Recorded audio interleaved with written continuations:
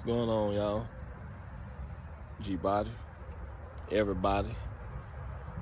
Give y'all an update on my LS Swap 87 Regal.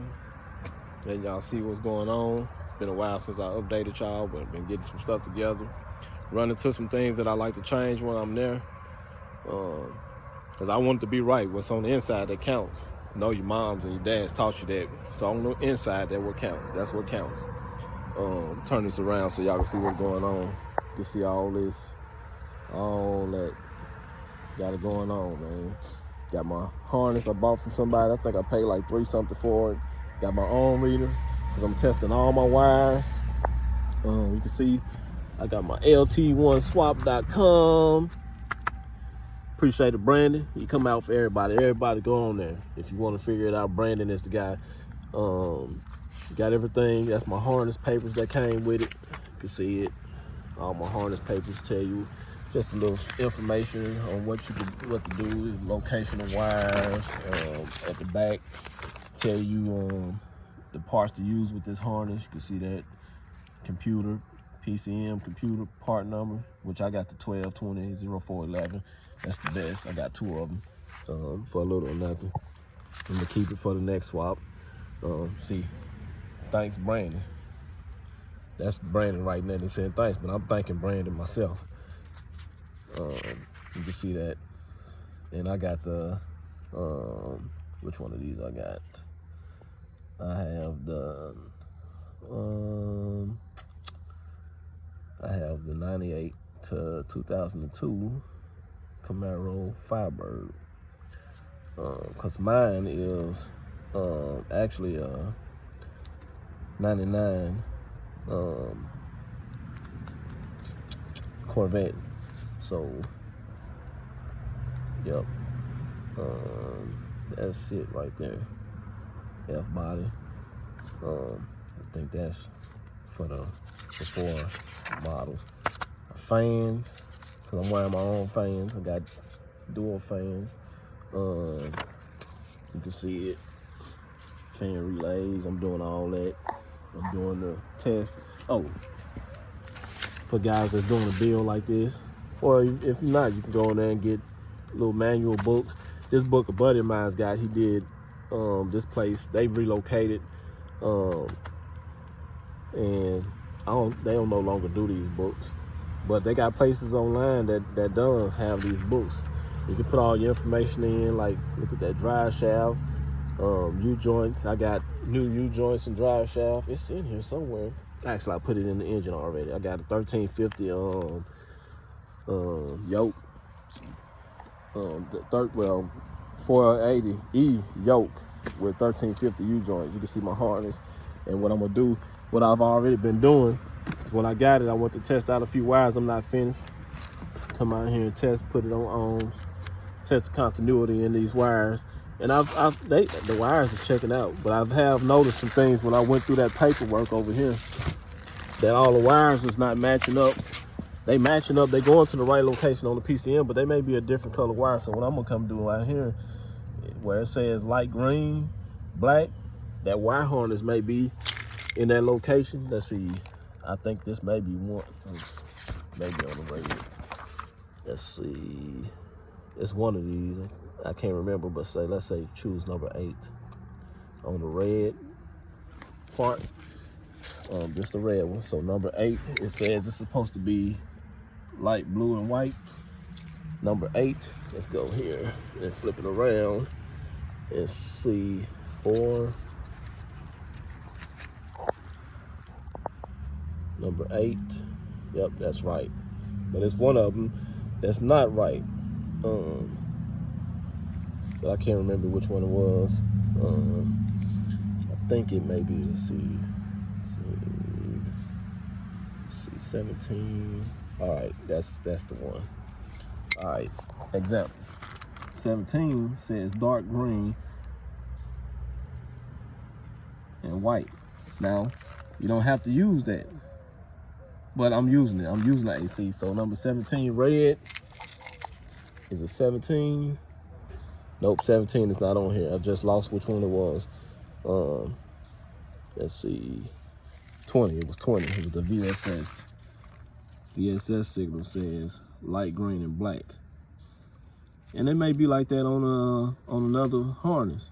But this harness I got was supposed to be for LS1. So number 20 said light green and black, but my number 20 is purple. So what I'm gonna do is, I'm gonna come over here in my book, over here, and I'm gonna come back here and make notes. Back here. See that? So I'm gonna make my notes that pin 20 on the red connector is supposed to be, but is such and such. You know, I may not put it in that part. I may put it in the notes part, but just giving you guys an idea. My injectors, let me tell you in my, with the paperwork right here, that here we have a set of injector adapters for the mini DAF5 stock multi-injectors if you want to run the 5 PFI 5-pin MAV. So it came with injector adapters, so I can run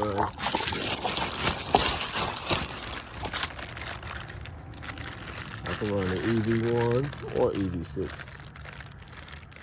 So see that? That's the adapters. That's the MAV sensor plug. And you see my injectors plugs. My injector plugs. I already know how to do this. I could have redid this whole thing myself, just time consuming. It'll be better for me because how I work and how I am. I can come in here and take this harness and I can fix what I need to fix in here. Like, let's see, relays. Take this, put this here. Relays. I'll show you what I'm talking about.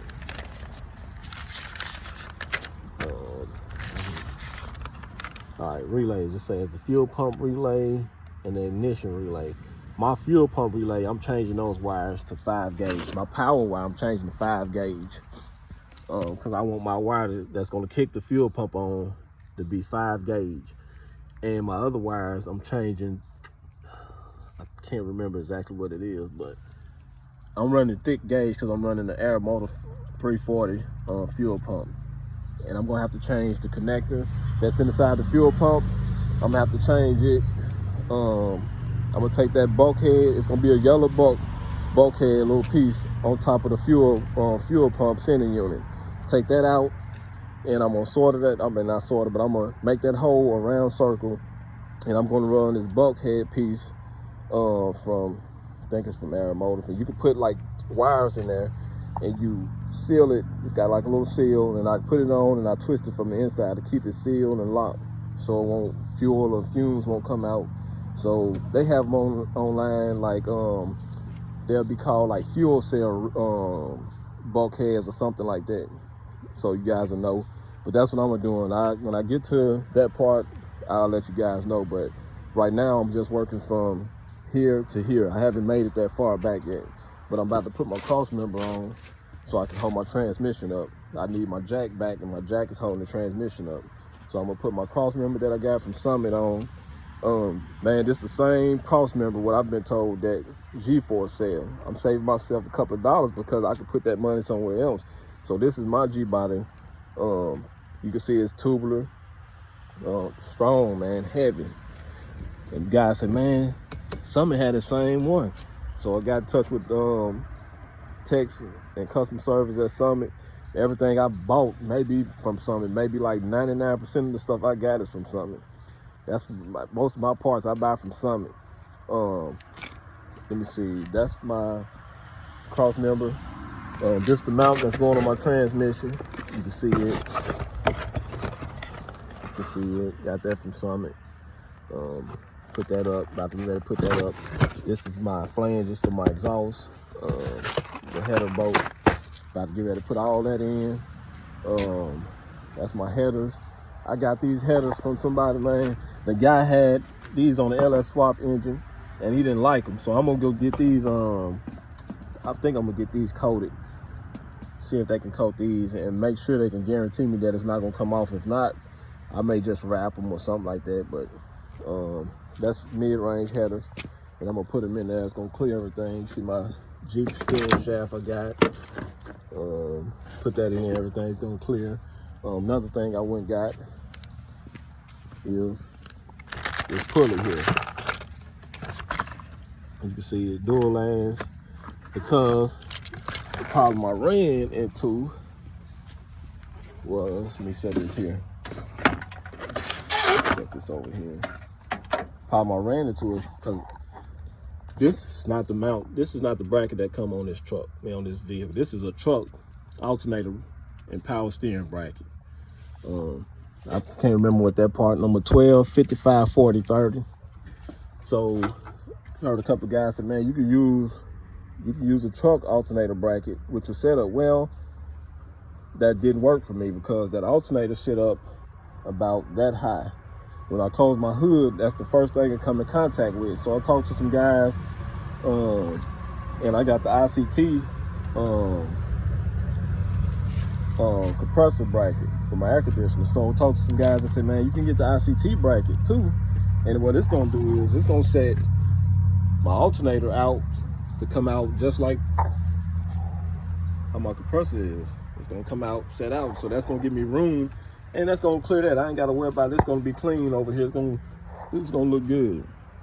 You can see. So, and some guys have truck problems with this pulley hitting the power steering gear. I don't have that problem. It clears. You can see it clears. You can see down there. It clears, no problem. But they told me you can get this pulley that's smaller, and I don't have to worry about that at all. So I'm gonna run this pulley on my ICT alternator power steering pump. So, and another thing I had, I noticed I got oil in here, so I said, let me check, make sure this, I can't remember where I got this dipstick from, but I was moving it around with my handles, and you can see I broke it. And man, some just said check the oil, make sure everything good, but you can see that. And the oil, your oil stick need to match the tank. The oil stick need to match what pan you have. I have a Hetman's pan. You see down there those two plugs sticking out down at the bottom. Let me see if I can zoom in. You can see them down there. That's for oil filter relocation. So I got two lines that's made like this transmission line that plugs up to that, and I can relocate that oil filter somewhere else. So that's my plan. I'm gonna see how that works. They sell, this is for a Gbody, so I'm gonna see how it works. I'm gonna see how that works. You can see my engine, my motor mounts on. I got these look like the ICTs, but I got them from Summit. Talked to somebody, said, man, Summit got the same one, about the same price. So I said, you know what, I'm gonna get the Summit. I had a problem with the passenger side. Not trying to get off topic, but where I'm right there, had a problem with the passenger side. And I talked to the people at Summit. Well, down there, on that hole, and if you mount yours on this hole right here, it's two holes beside each other. Well, this one was hitting the engine. And I mean, man, it messed up some bolts I had. So I had to go get this retapped just in case I needed that. But I ended up going over here to this hole. But everything worked. I got the car brackets. I got the, I think those 2268 clamshells. But yeah, just to let you know, so I had a problem over there on that side. But it didn't have a problem on the driver's side. You can see that spot over there. I didn't have a problem over there. But if I'd have bolted it up over here, I would have had a problem. But yeah, back to what I was saying about your oil stick, need to match your pan. This oil stick wasn't matching my pan. And I talked to the guys over there at Hetman, and they say, man, you could use the OEM stick, whatever it came, but whatever your engine in. And that may be true because my engine is for a 99 Corvette, so this stick didn't go with mine. Let's see here, 3, let's see, let me try to zoom in so you can see what I'm saying. 917 303, it's almost wearing off, but that didn't work for me. So I know the VIN number to my engine, so I gave them that VIN number, and that part number was obsolete. So I got in touch with some guys and talked to them, and I got the right part number for my stick, and it's probably disappeared now. I can't see it now, and I can't remember what it was. Let me see if this is over here. This may be for the tube and stick. I changed the tube and stick. Let me see. This may be the part number for just the stick. I can't remember, but if you look up that part number, it should give you the part number for the tube too. You should be able to find out. And if that's the part number for the stick, it should be for the tube. It should be able to give you the part number for the stick. But I think this is the stick part number because it's on the stick. And I think that part number on the tube is, yep, I think this was it here. Yep, it's gone. It didn't get scuffed off. Yep, because I don't see anywhere else on here. Nope, I don't see it, but this worked out for me. Let me see.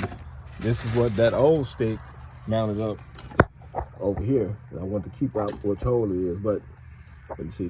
But when I put this new stick in, it's gonna mount to the hole right there. I peel that off, but just giving you an idea on what I'm doing.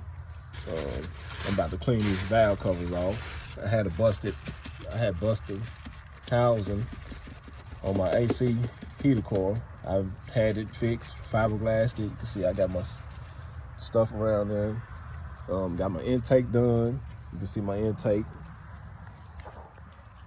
You see that intake, LS6 intake.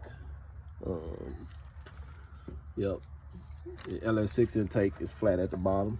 The LS1 will only be flat in the center where it touched that bracket down there. And it'll go up over here. It wouldn't be flat over here on this end or over there. It'll go up in the angle. But yeah, I'm waiting on my, you can see my steam pipes. I'm moving them, taking them off and relocating them. Let me get this out and show you what I'm doing. What I'm gonna do with my steam pipes, what I'm gonna do is remove these, and I'm gonna put some that come across here to there, eliminate this, and they're gonna come across there, connect to the two in the back where these are connecting at right there. And that one is gonna come across here, connect to this one, and I'm gonna have a port that come from here. You see that old port is bolt. And I'm gonna have a port come from there and run it across, probably get a fitting tied it to here or just come straight to my alternator. I'm sorry, radiator. I'm sorry about that. I said alternator, but radiator. But man, just giving you guys an update on what's going on, man. Like I said, I gotta put my Jeep steering shaft on. No longer have to worry about the rag joint. I didn't have problems at first, but I'm just trying to make sure I don't have problems at all. My whole front end suspension is brand new. Everything is gonna be brand new under here. But yeah, man, getting it together. I don't think it's nothing that I haven't touched bases on. I keep you guys updated. Transmission line, about to get ready to run it now before I put that cross member up, so I won't have to worry about trying to squeeze my hand up in there, because I got the 4L80E. Squeeze my hand in there. I'm gonna let it down, ease down, put my transmission line up, and send it up through that passenger side. You can see what kind of transmission line I have. Yep. Braided. See, I got my fittings, everything. I can run it to my radiator. I got a new radiator, condenser. And LS6 intake, my part number is 1256 1184. This is how you know the LS6 from the LS1. The LS6 part number will be on the driver's side. You see it kind of painted. You can see it a little bit. But LS6 intake, let's see, it will be on the driver's side. The LS1 intake part number will be on the passenger side. So you guys will know So they got some people try to get over if you can't see the bottom of it. They say, man, it's an LS6, but the bottom will be completely flat. You can Google it, look it up. LS1 versus LS6. Some people don't know. But yeah, man, this is just giving you guys an idea on what I got going on here, man. I believe that's it. I'm about to get ready to try to get something done here. Take these off afterwards, clean that cover up. Oh, another thing I noticed too, I don't have it over here. I noticed when I took my cover off, I couldn't get my cap off. Here it is. I couldn't get this cap off. The reason why I couldn't get this cap off because it was hitting my ignition cord bracket. You can see it was hitting my ignition cord bracket, I believe, on the other end. But I got to get the oil filler neck. Matter of fact, I'm about to order that right now. I got to order my oil filler neck and fuel rails. That's what I need to order right now. I'm taking my computer to get tuned so I can plug it up inside the car, run my harness and stuff. It's supposed to rain tomorrow, so I get all I can get done now. I'm going to get it. I don't have to take the car. I'm taking it to someone and get it tuned. You see, this the number. This, if you get a computer, go with the 1220-0411. So nice. You can put tune on there. It can work for a drive-by wire or drive-by cable.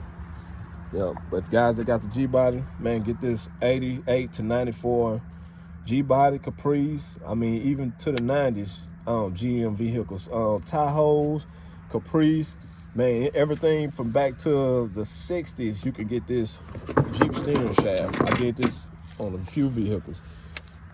This Jeep steering shaft. Don't have to worry about that rag joint. Only thing you got to do, and I forgot to do it, was notch a piece of that off. Notch it. I can't remember which side it's gonna be notched. I gotta look at my steering wheel, but notch a piece of that off because you won't raise it. What side is this side? You want that bolt to slide on there. You take this off and slide this on, and that notch you're gonna make, that bolt gonna fit right on there, and you tighten that up, and you're good. It'll slip right on that spline there, on the steering, on the gear. But yep, and just giving you guys an update. Get this off. When I get time, my bracket will be here in the morning. So take my steam ports off. Some people say you could just block the rear off. That's how it was on my other Regal, but I'm not blocking it off. I didn't do it. I had somebody else do the other Regal. So I'm doing this one myself. So I'm gonna run these different. If you got time, man, you can do this stuff yourself. You save yourself a lot of money, because what I did was spend thousands and had to go behind somebody else to fix some of the stuff that they messed up. You know, it worked temporarily, but I don't want to work temporarily. I want to work where I don't have to wear with nothing else. And then I'm keeping a note of what I'm doing. You can see my oil sensor, little stuff I rigged up here. Let me get this out the way. You can see what I got rigged up here. That's going to my oil sending unit. So I got that fitting up there, AN fitting coming. Got it on this pipe here, and you can see my oil filter, my sending unit gonna go on this. It's gonna screw in this. I forgot what that part number is. You're gonna need, if you got a G-Body, you're gonna need that piece. Hopefully when I get my Dakota Digital dash, if I have to change, I can't remember if I kept this one or I changed it to one of the other adapters that came with my Dakota Digital HDX-REG, meaning Regal. I got the HDX version because I like the way it is, but I can't remember, but I'm gonna change this if I have to. But at least I have it where I can set this over somewhere like this if I want to, and have my wire pinned over there. Because it's hard to get to this once you got everything set up, harness, intake, and all that back there. You know, it's hard to get to. So I'm gonna have all that, do all that myself, have it done, get my grounds together. Man, I'm just, there go that alternator down there. They say they make a smaller one, but that's the biggest, that's the big one, so it got more amps on it. You can see my fans down there. I can't remember where I got them from, but it's supposed to be some strong fans. For what I paid for, they better be. Yeah, run my headers. I think I should be at a point to where I'm ready to do my drive shaft. I'm gonna have to go get a custom drive shaft done. And I'm trying to find, I got a 7.5 rear end in here. I'm trying to find an 8.5 out of Grand National. Man, I hope this guy let me get it. If not, I'm gonna have to just go buy one. But he got one. You got an extra one he can get off of, but hopefully he let me get it. He thinking about it. May have to do some trading. May have to see what kind of parts he want or need. And if he needs something, I'll go find it for him. Order something, you know, hit some junkyards up for that rear end. But yeah, man, that's it. LS1 4L80E transmission. Time to start to get it done, man. Y'all be blessed out there. Stay safe.